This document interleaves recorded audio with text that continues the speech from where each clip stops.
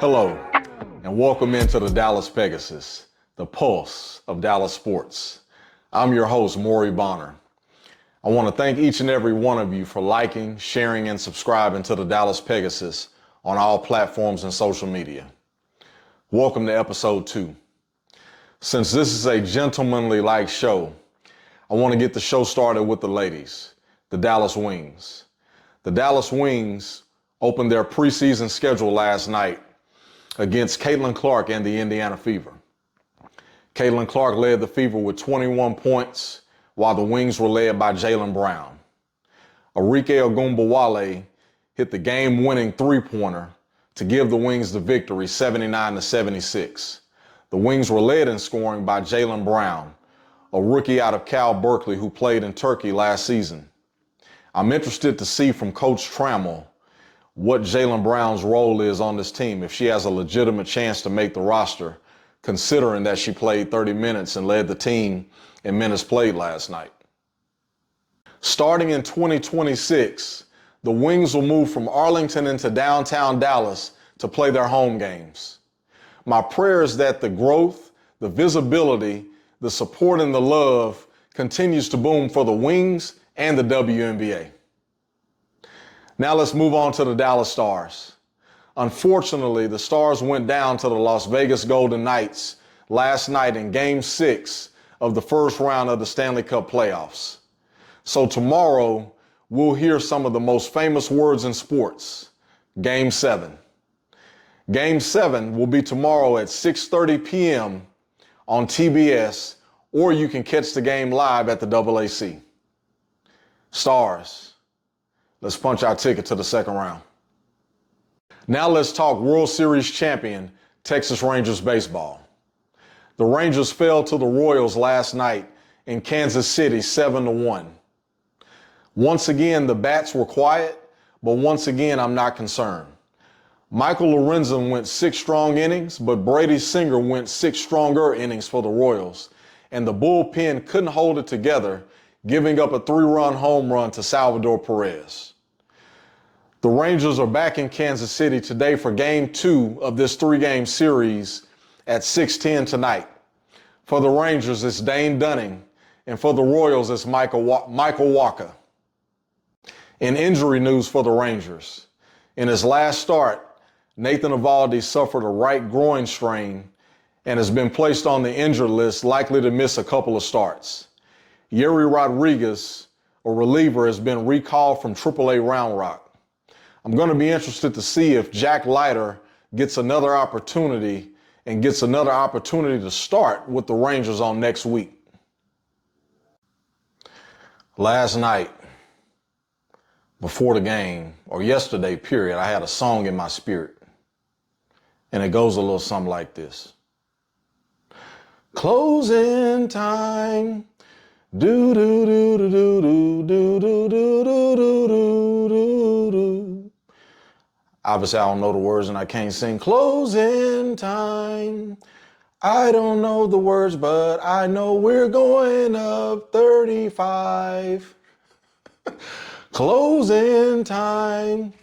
Do do do. Last night, the Dallas Mavericks, 114-101, move on to the second round of the playoffs to face the Oklahoma City Thunder.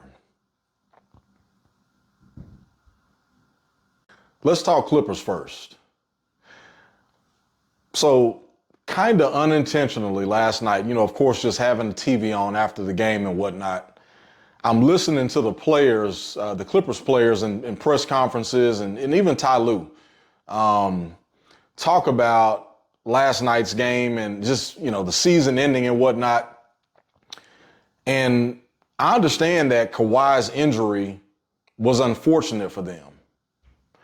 But Kawhi didn't have, even if you had Kawhi, James Harden and Paul George's up and down roller coaster, performance and production, even if they would have had Kawhi, I'm not sure it would have made a huge difference. I had to take a pause there because it hadn't completely just soaked in that we've moved on. I know we've moved on to the second round, but still kind of processing it, slow processing it. I didn't want to mention OKC because trust me, we got time to get to them. Last night, I want to give the Mavericks a ton of credit for doing something that I love for my Dallas teams to do in the position that they were in last night. And that's to simply come through. Last night, Mavericks 114, Clippers 101. Let's dive into the Clippers first. So last night, I still got ESPN on, still watching the game, and I'm hearing the press conferences of, Ty Lue and James Harden and Paul George, and, they're referencing injuries. And I'm assuming that they were pretty much talking about Kawhi, which I understand that Kawhi was a huge loss for them. And had he been playing, we would have had to work harder if he was, closer to healthier Kawhi. But let's make no mistake, let's not get it twisted that had Kawhi played, we still would have been winning the series. I'm still confident that we would have won this series. Now, let's continue to talk Clippers while we're here. To that point, had Kawhi played, he definitely would have needed to provide some help to the inconsistent and up and down James Harden and Paul George. Paul George last night, 18 points on, I believe, 6 of 18 shooting and 2 of 10 from 3.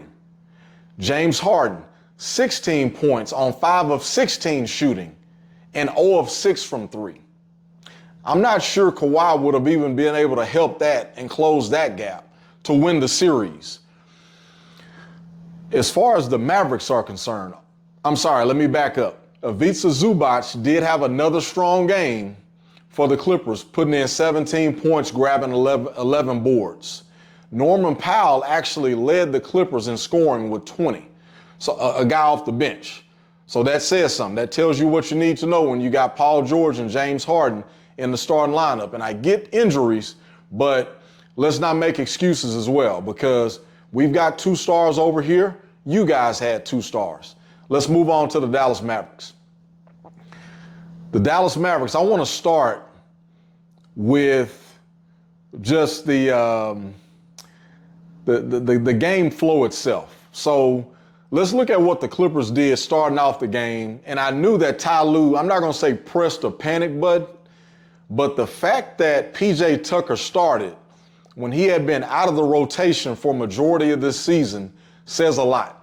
That panic button, if he didn't press it, if he didn't mash it, he had his hand real close to it. So with that being said, PJ Tucker starting the game. We got off to a good start in the first quarter, which was a good thing and something that we had not done majority of the series outside of the last game. So great job to the Mavericks, us getting off to that quick start, at least having a lead going into the second quarter, just winning the first quarter. Now, let's move on to the second. And then let me back up again. Now, Luka's first shot was pretty aggressive. Hit the first shot of the game, going on the left wing, step back off the glass. The rest of that quarter, though, for Luka was kind of up and down, taking threes here and there that we necessarily didn't need. I want to say this now. I'm not a fan of a bunch of threes in the first quarter. I like to kind of get into the game, get to the basket, get some contact, get to the free throw line, kind of get a feel for how the referees are calling the game, get a pace for the game, get a pulse for the game. With that being said, I don't really want to come out shooting a bunch of threes as the Mavericks and Luka likes to do. Now, in that first quarter as well, we out-rebounded the Clippers by quite a bit, especially on the offensive glass.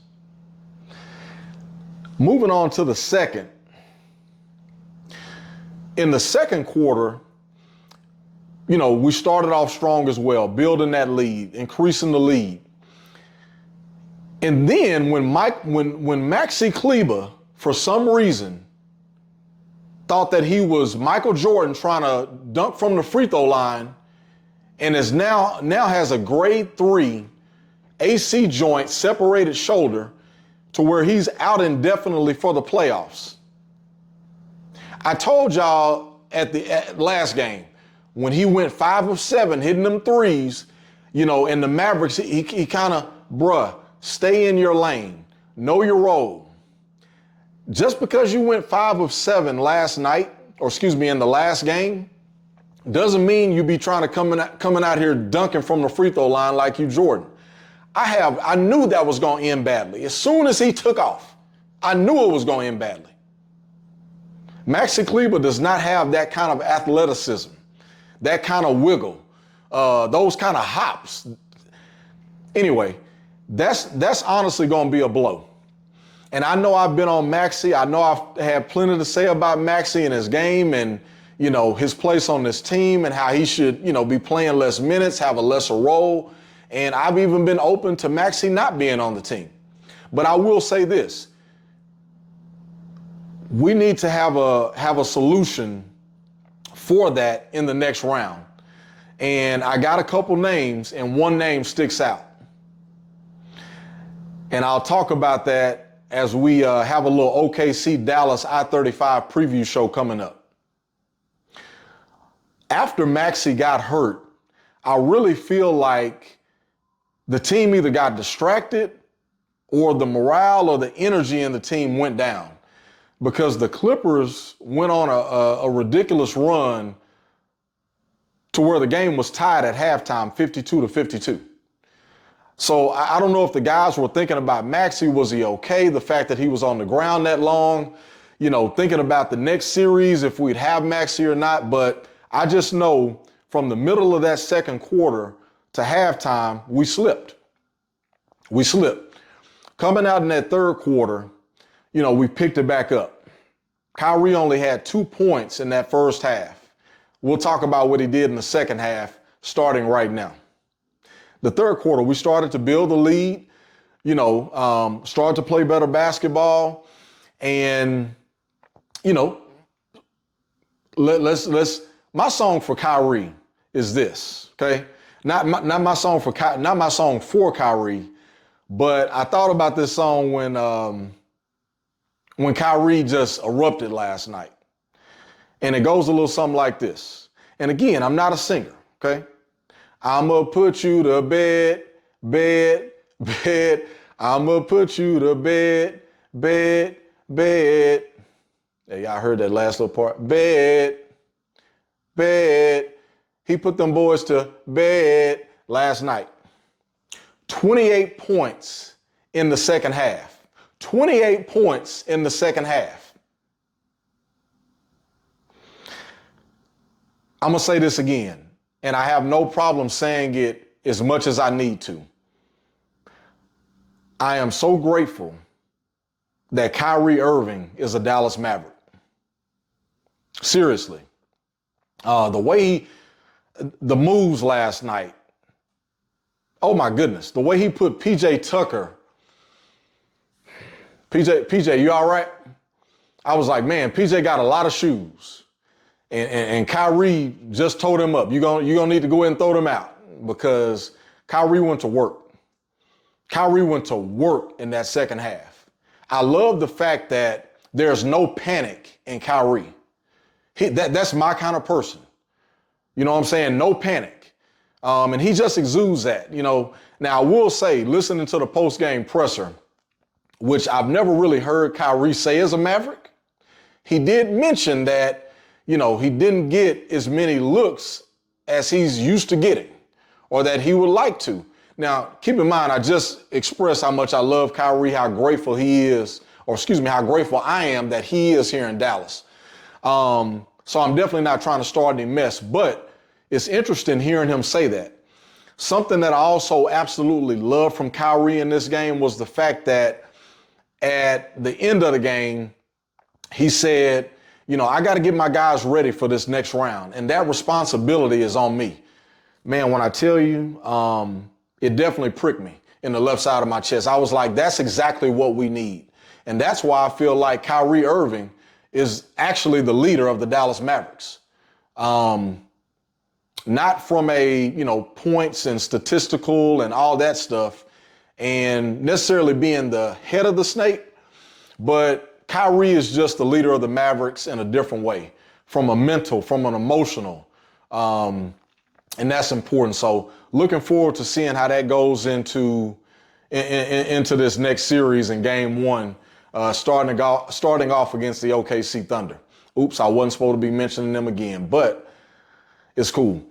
So let's back up real quick because we know how we close the game out. And we're just going to go, let's talk about some stats actually. So shooting wise in this game, the Clippers shot 41.5% from two. The Mavericks shot 48%. Okay. From three, the Clippers put in another 25% night, Mavericks 33%, not much better. Something that I did notice, we shot terrible from the free throw line. We missed 11 free throws. That cannot continue to happen. The Dallas Mavericks for, I'm going to say the last 20 years, have always been one of the better free throw shooting teams in the league. And we got to make free throws because that team up 35, they make free throws. Let's go ahead and talk some individuals up and down the Mavericks roster. Let's start off with Dan Gafford. The landlord kind of made a return last night with 13-6, much stronger game.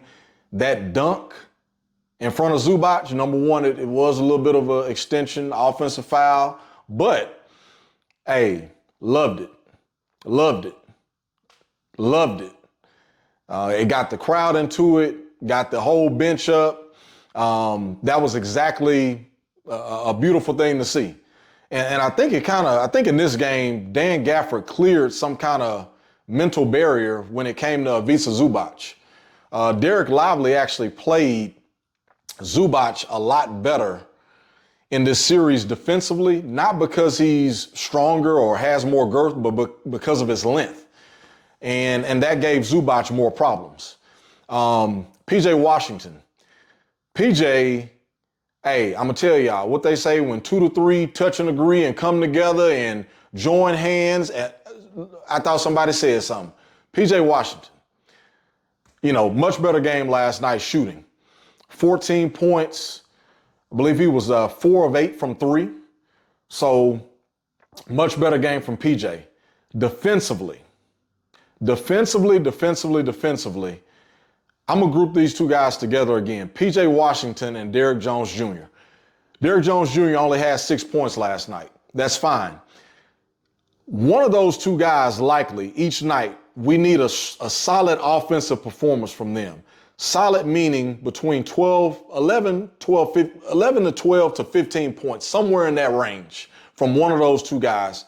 But both of those guys, man, got to give them credit for this entire series for the defense that they played on James Harden and Paul George. And we're going to need that in this next series. And we'll talk about that in the preview show. Luka, we talked a little bit about Luka. He kind of started getting off, with the referees a little bit, which, we've talked about.